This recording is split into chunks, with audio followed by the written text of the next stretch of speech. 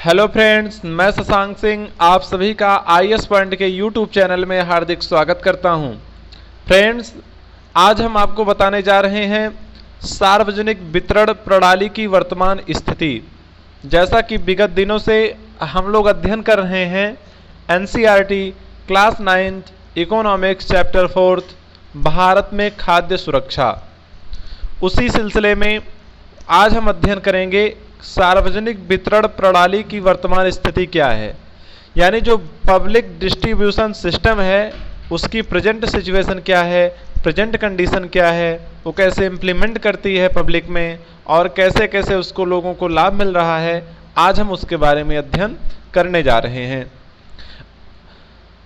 आइए स्टार्ट करते हैं।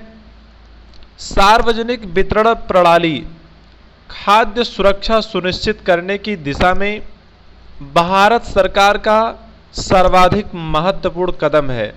जैसा कि मैंने पिछली वीडियो में बताया था कि सार्वजनिक वितरण प्रणाली के माध्यम से ही जो गांव में समाज में पिछड़े वर्ग के लोग होते हैं जिनको खाद्यान्न की समस्या रहती है, खाने पीने के लिए पर्याप्त अनाज की व्यवस्था नहीं हो पाती है, तो मार्केट से कम रेट में गवर्नमेंट छोटी छोटी दुकानों के माध्यम से, जो सरकारी राशन गल्ले की दुकान होती हैं, उन्हीं के माध्यम से गांव में आर्थिक रूप से पिछड़े हुए और जिनके पास खाने की संपूर्ण व्यवस्था नहीं हो पाती उनके तक राशन का वितरण करवाती है। जैसा कि हम इस फिगर में देख सकते हैं कि कुछ लोग हैं जो गए हैं राशन लेने के लिए। तो सार्वजनिक वितरण प्रणाली का मेन उद्देश्य ही यही है कि लोगों को खाद्यान्न की पूर्ति कराना, जो पिछड़े हुए हैं, जो आर्थिक रूप से कमज़ोर हैं, जिनके पास कृषि योग्य भूमि नहीं है, ऐसे लोगों के लिए। प्रारंभ में यह प्रणाली सबके लिए थी और निर्धनों और गैर निर्धनों के बीच कोई भेद नहीं किया जाता था। स्टार्टिंग में, यानी ये सिस्टम तो स्वतंत्रता प्राप्ति के पहले से ही चल रहा है, तो इस सिस्टम में पहले सबको राशन दिया जाता था, चाहे वो निर्धन हो या गैर निर्धन हो, यानी चाहे वो गरीब हो चाहे वो अमीर हो। लेकिन बाद में इस सिस्टम को चेंज किया गया, क्योंकि जब ये पता चला कि आवश्यकता तो सिर्फ गरीब लोगों को है, तो गैर निर्धन लोगों को इस सिस्टम का लाभ क्यों दिया जाए, उनको इस योजना से लाभ क्यों पहुंचाया जाए। तो बाद के वर्षों में इसमें सुधार किया गया। 1992 में देश के 1700 ब्लॉकों में संशोधित सार्वजनिक वितरण प्रणाली यानी आरपीडीएस शुरू किया गया। अगर अब यहाँ एक इम्पोर्टेंट क्वेश्चन बनता है कि आरपीडीएस सिस्टम कब शुरू किया गया, तो आप ये कह सकते हैं कि आरपीडीएस सिस्टम 1992 में 1700 ब्लॉकों में शुरू किया गया था। इसका लक्ष्य क्या था? अब आरपीडीएस सिस्टम का लक्ष्य क्या था, यह भी इंपॉर्टेंट है। आरपीडीएस सिस्टम का लक्ष्य जो था वह यही था कि दूर दराज और पिछड़े क्षेत्रों में सार्वजनिक वितरण प्रणाली से लाभ पहुंचाना। आरपीडीएस सिस्टम का मुख्य उद्देश्य जो दूर दराज के क्षेत्र में लोग रह रहे हैं, पिछड़े वर्ग के लोग हैं, जिनके पास आर्थिक और भूमिहीन और भूमि भी नहीं है, जून 1997 से सभी क्षेत्रों में गरीबों को लक्षित करने के सिद्धांत को अपनाने के लिए लक्षित सार्वजनिक वितरण प्रणाली टीपीडीएस प्रारंभ की गई। सन 1997 में सभी देश के सभी क्षेत्रों में जो गरीब वर्ग के लोग हैं, पिछड़े वर्ग के लोग हैं, उनके तक यह सिस्टम, जो सिस्टम पब्लिक डिस्ट्रीब्यूशन सिस्टम था, इसको पहुंचाने के लिए टीपीडीएस आरंभ किया गया। यह पहला मौका था जब निर्धनों और गैर निर्धनों के लिए विभेदक कीमत नीति अपनाई गई। इसके अलावा 2000 में दो विशेष योजनाएं, अंत्योदय अन्न योजना और अन्नपूर्णा योजना प्रारंभ की गई। अंत्योदय अन्न योजना और अन्नपूर्णा योजना कब प्रारंभ की गई थी? सन 2000 में। यह भी महत्वपूर्ण क्वेश्चन है। अब इन योजनाओं का लाभ उद्देश्य क्या था, आइए अब इसके बारे में जानते हैं कि ये योजनाएं क्रमशः गरीबों में भी सर्वाधिक गरीब और दीन वरिष्ठ नागरिक समूहों पर लक्षित थी। अब जैसे ये तो डिसाइड कर लिया गया कि राशन का जो सिस्टम है इसका लाभ उन्हीं लोगों को होगा जो गरीब हैं, निर्धन हैं, आर्थिक रूप से जिनके पास ज़मीन भी नहीं खेती के लिए। लेकिन अब गरीबों में भी कुछ लोग बहुत गरीब हैं, तो उन लोगों के लिए अंत्योदय अन्न योजना और अन्नपूर्णा योजना लागू किया गया। दोनों योजनाओं का संचालन सार्वजनिक वितरण प्रणाली के वर्तमान नेटवर्क से जोड़ दिया गया है। जो ये अंत्योदय अन्न योजना और अन्नपूर्णा योजना का संचालन हुआ, जो सिस्टम लागू किया गया, वह इसी सिस्टम से जोड़ दिया गया, पब्लिक डिस्ट्रीब्यूशन सिस्टम से ही, सार्वजनिक वितरण प्रणाली से ही। सार्वजनिक वितरण प्रणाली की कुछ महत्वपूर्ण विशेषताओं का सारांश सारणी 4.3 में दिया गया है। आइए देखते हैं कि सारणी में क्या है। सार्वजनिक वितरण प्रणाली की कुछ महत्वपूर्ण विशेषताएं, ये क्वेश्चन पूछा जा सकता है कि सार्वजनिक वितरण प्रणाली की महत्वपूर्ण विशेषताएं क्या हैं। तो योजना का काम और आरंभ का वर्ष, लक्षित समूह, अद्यतन मात्रा, निर्गम कीमत। अब अगर ये देखा जाए कि पब्लिक डिस्ट्रीब्यूशन सिस्टम में तो ये 1992 तक सार्वजनीन यानी सभी लोगों को देना था, और इसकी जो कीमत थी, गेहूं की कीमत 2 रुपये 34 पैसे और चावल की कीमत 2 रुपये 89 पैसे थी। ऐसे संशोधित सार्वजनिक वितरण प्रणाली 1992 में आरंभ की गई।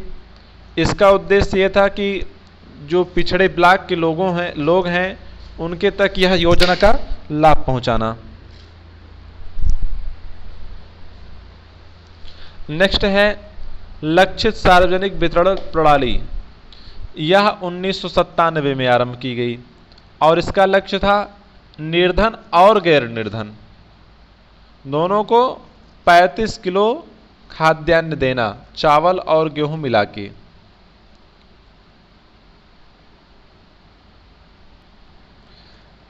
बीपीएल वालों को जो गेहूं की प्राइस थी 2 रुपये 50 पैसे के हिसाब से दिया जाता था, और जबकि चावल की कीमत 3 रुपये 50 पैसे के हिसाब से।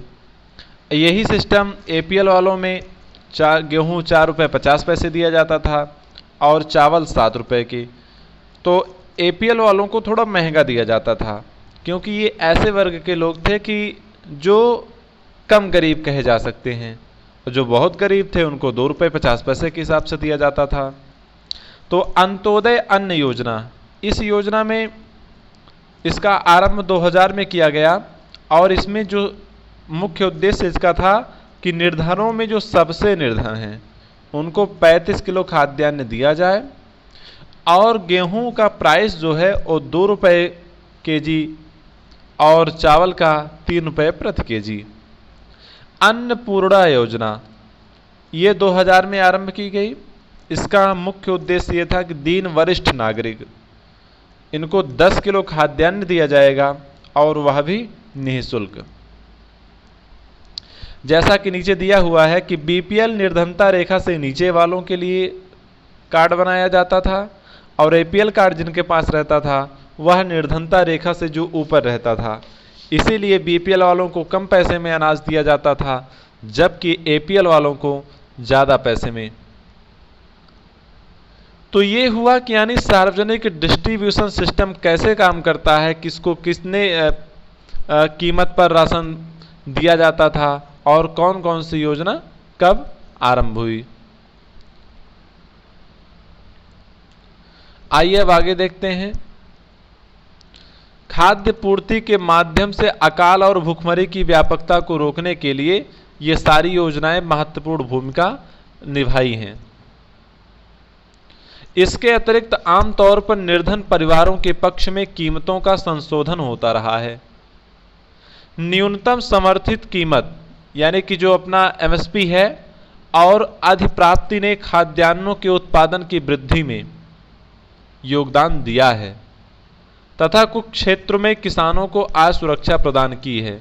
यानी कि अपना जो न्यूनतम समर्थन मूल्य है, इससे खाद्यान्न की उत्पादन की जो वृद्धि हुई है वह भी बढ़ गई है और खाद्य सुरक्षा से किसानों को और प्रोत्साहन मिला है कि चलो हम अगर खेती करेंगे, अनाज का पैदावार करेंगे तो जो गवर्नमेंट हमको रेट दे रही है वह संतोषजनक है, जिससे कि उन लोगों का इंटरेस्ट और बढ़ा और वो उत्पादन में सहयोग निभाने लगे और उत्पादन की प्रक्रिया ऑटोमेटिक और बढ़ गई।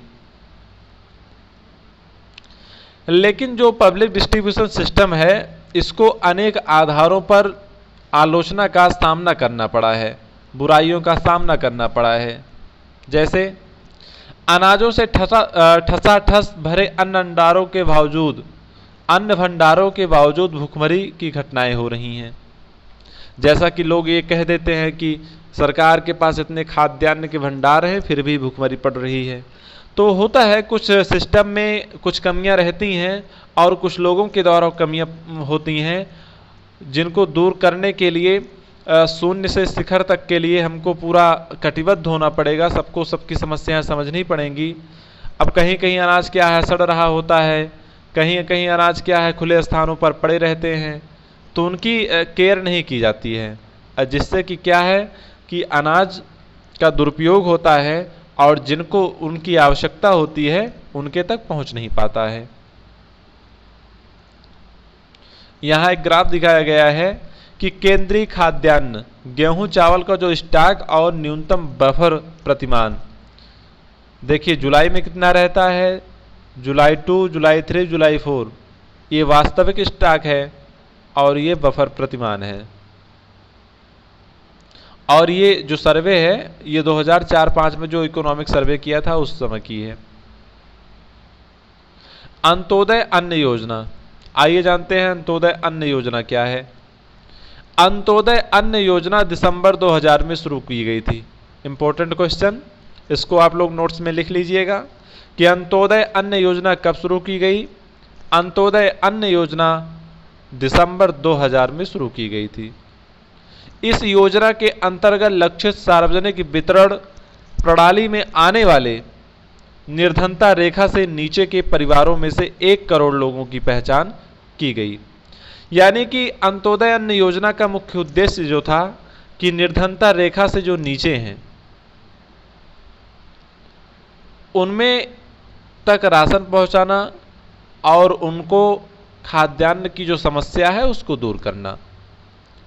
तो इससे संबंधित राज्य जो थे उनको इस लिस्ट में रखा गया और उनके तक सारी सुविधाएं पहुंचाई गई।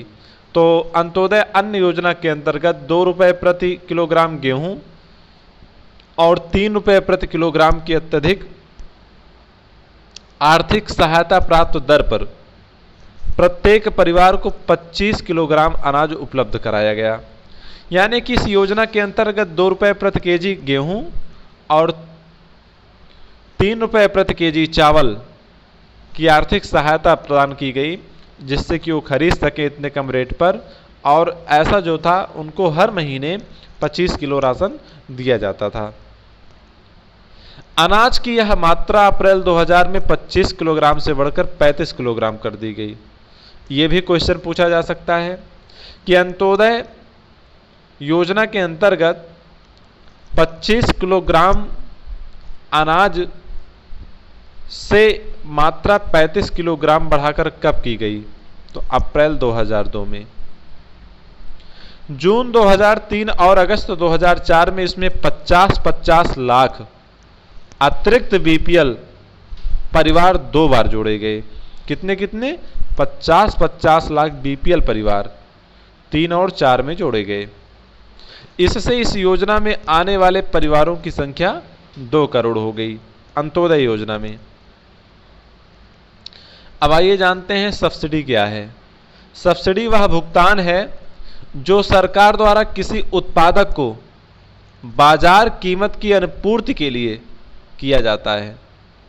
बाजार की जो कीमत है उसी ही कीमत पर सरकार पैसा देती है, जिससे कि किसान को ये ना लगे कि वहाँ इतनी कीमत है और यहाँ इतनी कीमत कम कीमत पे मिल रहा है।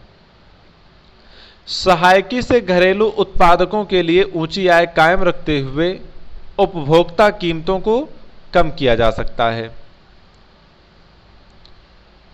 अब जैसे इसमें बताया गया है कि जुलाई 2002 में एफसीआई के पास गेहूं और चावल का भंडार 6.3 करोड़ टन था, जो 2.43 करोड़ टन के न्यूनतम बफर प्रतिमान से बहुत अधिक था। जो न्यूनतम प्रतिमान था कि एक लिमिट थी, उससे भी कहीं अधिक था। तो इससे यह सिद्ध होता है कि भंडार में अनाज तो थे, लेकिन उसका रीजन क्या था? सही से डिस्ट्रीब्यूशन ना हो पाना, और जब सूखा आ गया, बाढ़ आ गई, तो लोग भंडार में कमी आ गई, और यह फिर भी यह बफर स्टॉक प्रतिमानों से लगातार ऊंचा बना रहा। खाद्यान्न के वितरण के द्वारा स्थिति में सुधार हुआ। अनाज वितरण से हालात सुधरे। अनाज की वितरण सिस्टम जो है, इसको करने से काफ़ी स्थिति में सुधार हुआ। तो मेन रूप से सार्वजनिक डिस्ट्रीब्यूशन सिस्टम से यही है कि लोगों तक, जो गरीब वर्ग के लोग हैं, समाज में पिछड़े वर्ग के लोग हैं, उनके तक खाद्यान्न को पहुंचाना, और जो सरकार द्वारा निर्धारित कम रेट है उस पर वितरण करना, और जिससे कि वो सभी लोग अपने घर की समस्याओं का जीविकोपार्जन कर सकें। सो फ्रेंड्स, इस वीडियो में इतना ही। नेक्स्ट वीडियो में हम पढ़ेंगे सहकारी समितियों की खाद्य सुरक्षा में भूमिका, और उसके बाद हम पढ़ेंगे इस अध्याय में पूछे जाने वाले मोस्ट इम्पोर्टेंट क्वेश्चन के बारे में। सो फ्रेंड्स, अगर इस वीडियो में कहीं भी किसी को किसी भी प्रकार की कोई प्रॉब्लम्स है, कोई डाउट्स है, आप कमेंट बॉक्स में आकर कमेंट करके अपने डाउट्स क्लियर कर सकते हैं। So friends, till then keep learning, stay connected, all the best, thank you so much.